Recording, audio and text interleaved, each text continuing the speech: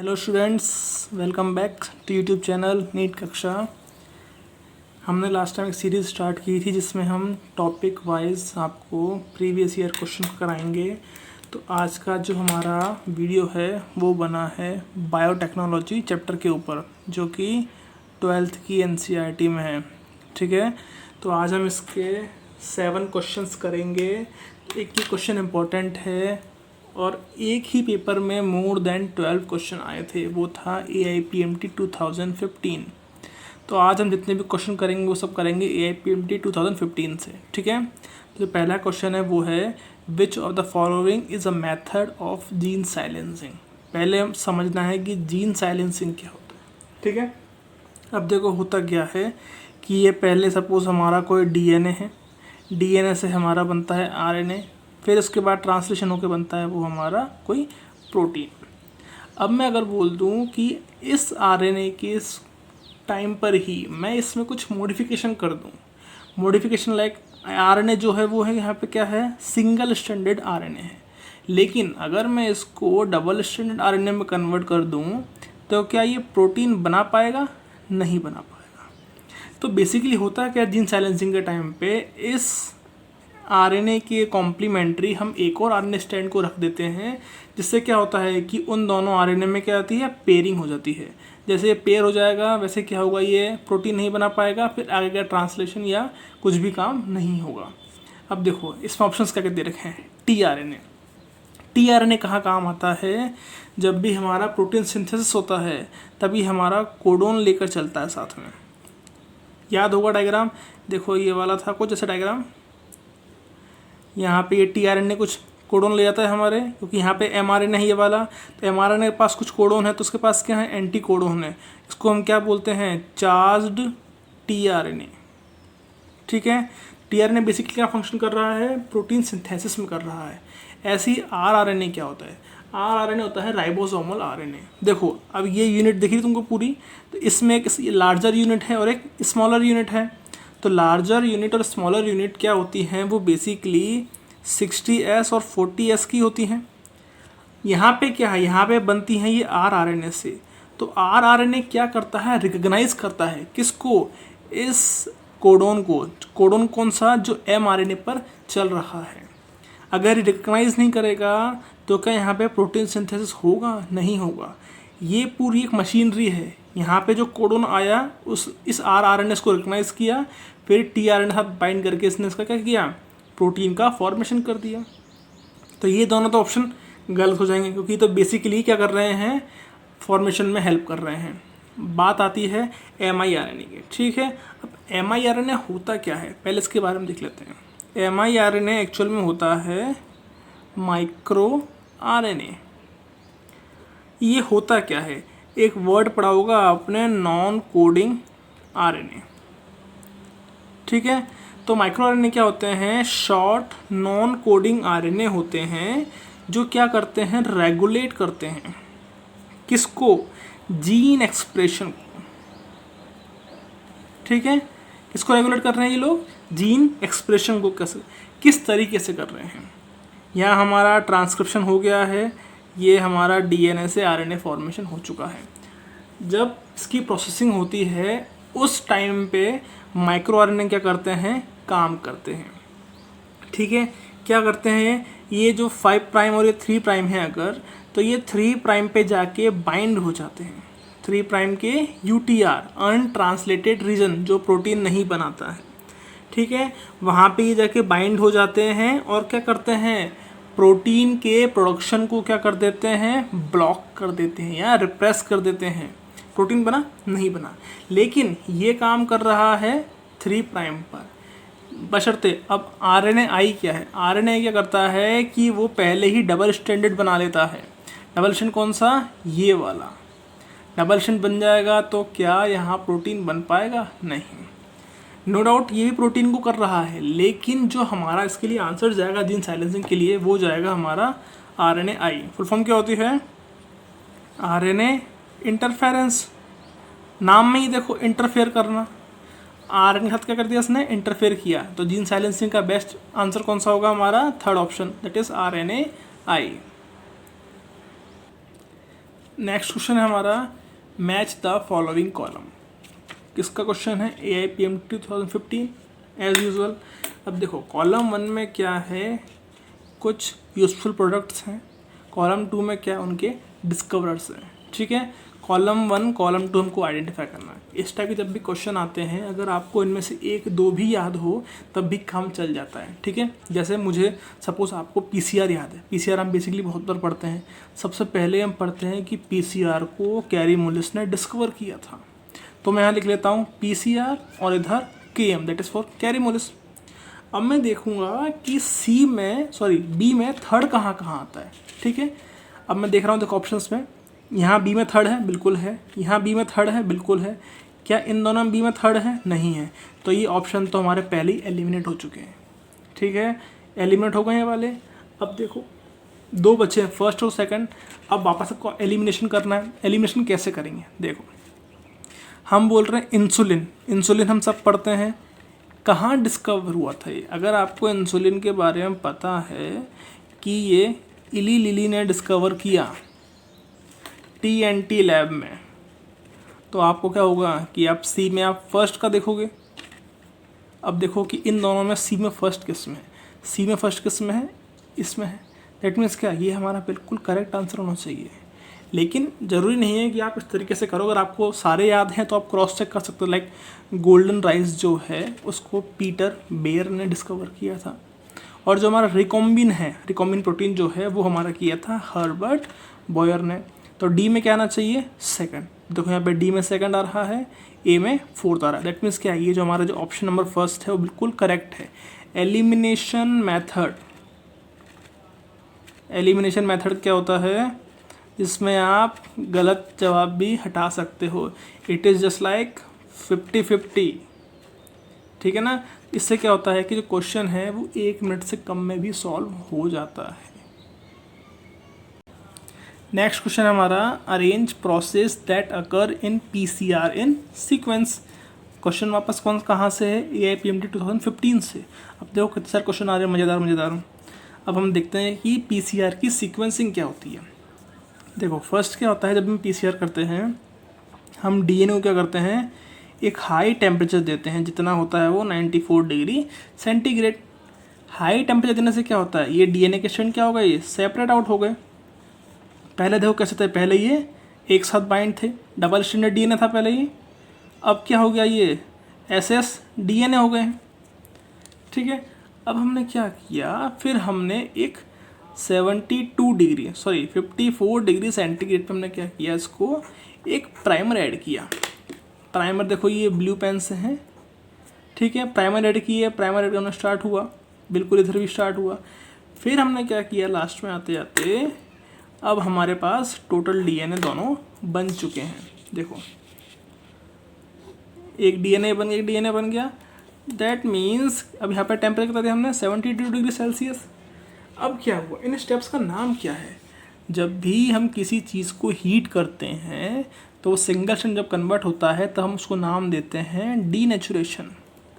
Same हमने protein के case में भी कहा है कि हम प्रोटीन को जब बॉयल करते हैं तो क्या होता है, प्रोटीन भी डीनेचर होता है। दैट मीन्स कि वो अपनी पेरेंटल प्रॉपर्टी को लॉस्ट कर देता है। यहाँ पे उसकी पेरेंटल प्रॉपर्टी क्या थी, DS बनना, लेकिन यहाँ पे क्या बन रहा है, वो SS। तो ये क्या हो गया, डीनेचुरेशन। अब बात होती है कि प्राइमर का एडिशन। प्राइमर की एडिशन को हम बोलते हैं एनील करना, तो फिर क्या बोल देंगे इसको हम, एनीलिंग। प्राइमर ऐड हो चुका है, अब इसका आगे बढ़ता जा रहा है। बढ़ किसकी वजह से रहा है, DNA पॉलीमरेज की वजह से। पता ही है DNA polymerase 5 to 3 prime strand को सिंथेसाइज करता है। तो देखो बढ़ना मतलब क्या होता है, एक्सटेंड होना। तो हम क्या बोल देंगे कि ये प्रोसेस कौन सी है, एक्सटेंशन है। तो सीक्वेंस क्या था, मैं लिख देता हूँ, denaturation, then annealing, then extension. अब ये जिस ऑप्शन में है वो ऑप्शन देख लेते हैं। ये तो मुझे केवल एक ही ऑप्शन दिखाई दे रहा है, वो है ऑप्शन नंबर सेकंड। तो हमारा क्या होगा, ये वाला क्वेश्चन बिल्कुल इजीली सॉल्व हो जाएगा अगर हम इस डायग्राम को देखेंगे तो। ठीक है,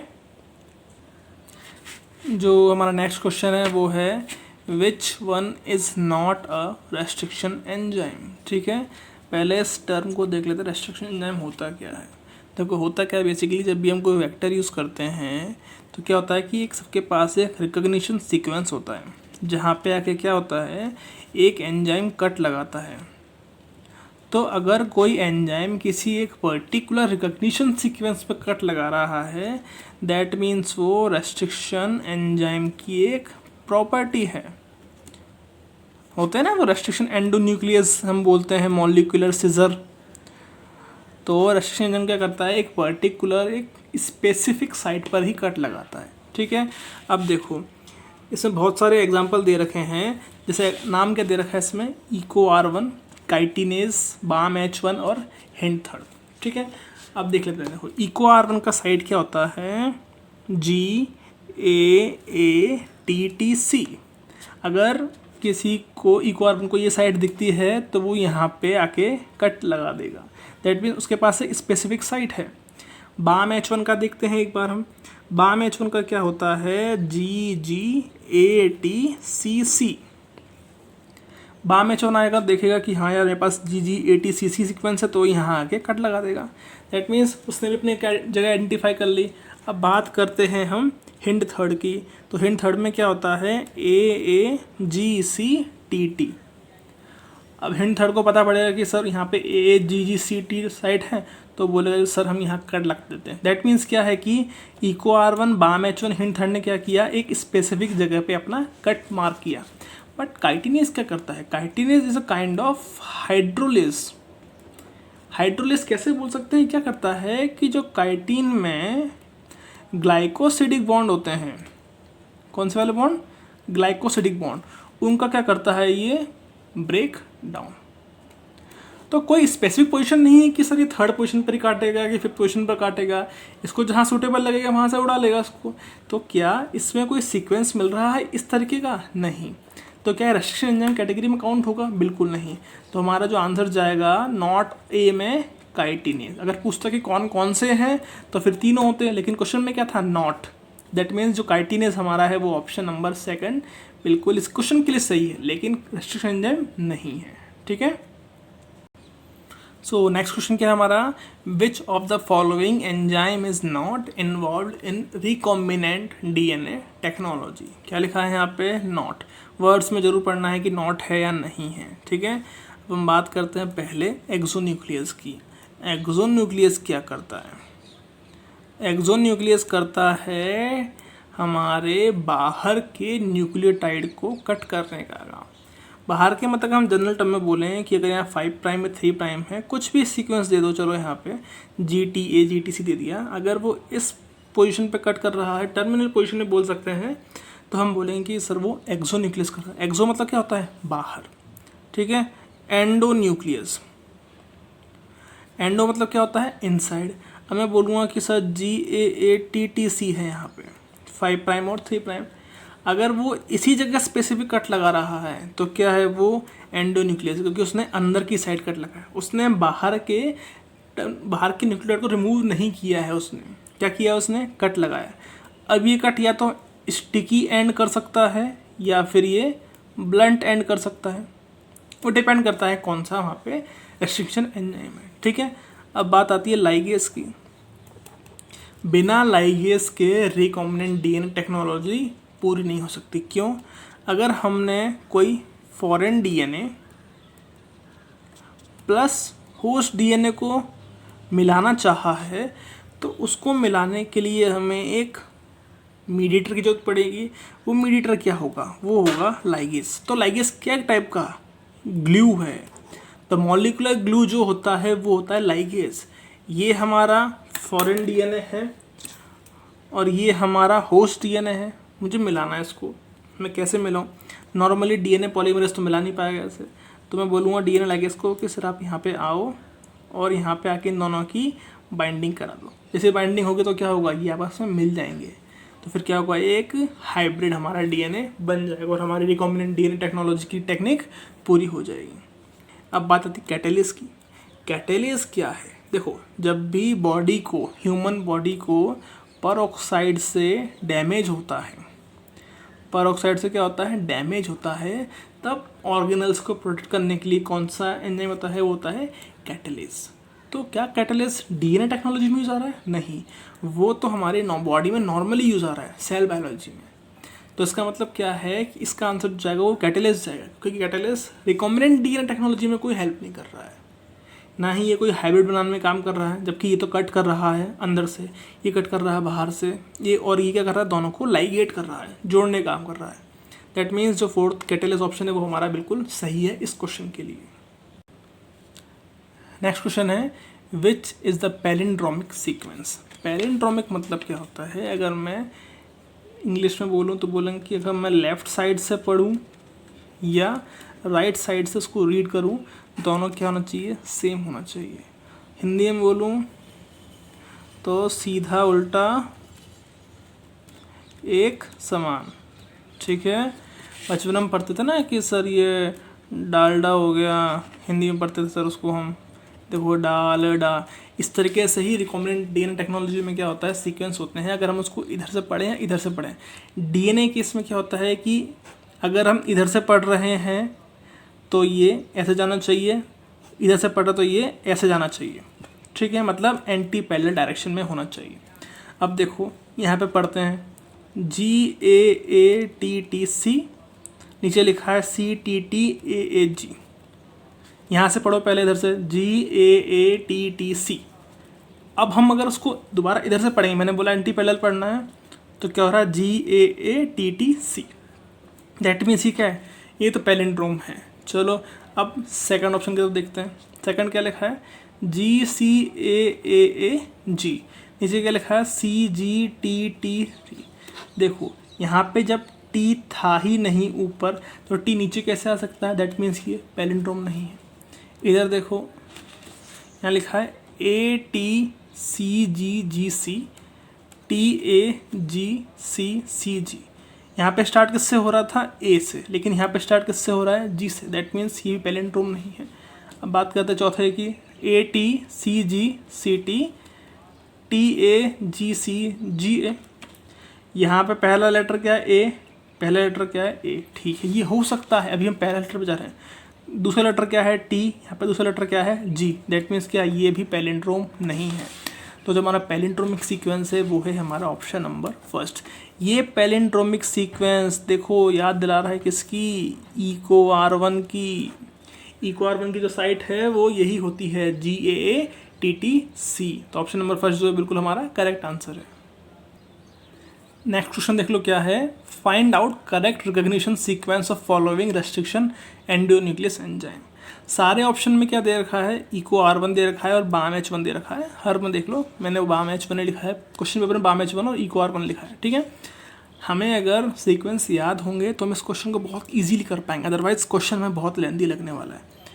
दो क्वेश्चन में बात हुई EcoR1 की सीक्वेंस की, तो मैं बोल रहा हूँ GAATTC। लास्ट क्वेश्चन में जो आंसर था वो GAATTC ही था। EcoR1 का क्या होता है? सीक्वेंस ही होता है। BAM-H1 के बारे में भी बात हो चुकी है। BAM-H1 का सीक्वेंस था GGATCC, याद होना ज़रूरी है। ये दोनों क्या हैं? 6 बेस पेयर हैं, कुछ 4 बेस पेयर के भी होते हैं, ठीक है, तो याद होना ये ज़रूरी है सीक्वेंस। अब देखो EcoR1 में ये वाला सीक्वेंस पैलिंड्रोम में कहाँ आ रहा है? पैलिंड्रोम बताया था ना अभी, या तो इधर से पढ़ो या फिर इधर से पढ़ो, सेम आना चाहिए। देखो कहाँ पर है, इस वाला ऑप्शन देखते हैं GAATTC। इधर से पढ़ो GAATTC, मतलब ये पैलिंड्रोम भी है और EcoR1 का सीक्वेंस भी है। क्या किसी और में यहाँ पर GAA आ रहा है? देखो GAA आ रहा है, नहीं आ रहा ना, तो क्या है? ये तीनों ऑप्शन EcoR1 के लिए नहीं है। ऑप्शन क्या बचा? ये। अब इससे क्या पता पड़ रहा है? एलिमिनेट कर दिया हमने 3 को, तो हमें किसका? EcoR1 का पता था ना, फ़ायदा हो गया। देखो हम देखो क्या है, GGATCC, ये किसका है? BAM-H1 का है, देख लो अगर विश्वास नहीं हो रहा तो। GGATCC, देखो GGATCC हो गया ना। इधर से पढ़ो चाहे इधर से पढ़ो, बात बराबर। बाकी में हो रहा है क्या? देखो इधर G से स्टार्ट हो रहा है, इधर T से स्टार्ट हो रहा है, इधर G से स्टार्ट हो रहा है, ये फिर C से स्टार्ट हो रहा है, इधर G से स्टार्ट हो रहा है तो फिर T से स्टार्ट हो रहा है। क्या ये पैलिंड्रोम है तीनों? नहीं है। क्या ये सीक्वेंस है BAM-H1 के? नहीं है। तो ऑप्शन जो है वो हमारा फर्स्ट वाला क्या है, बिल्कुल सही है। अब देखो AIPMT 2015 में मोर देन 12 क्वेश्चन आए हैं, किससे, RDT से। सोचो यार 50 मार्क्स अगर मैं एवरेज मानूँ, 50 मार्क्स बहुत मैटर करते हैं। चैप्टर बहुत ईजी है, 7 क्वेश्चन हो गए ऐसे वाले। अगली वीडियो में क्या होगा कि 7 और होंगे, ठीक है। तब तक क्या करना है आपको, लाइक करना है और शेयर करना है, देन क्या करना है, सब्सक्राइब करना है किसे, चैनल को, ठीक है ना। चलो थैंक यू।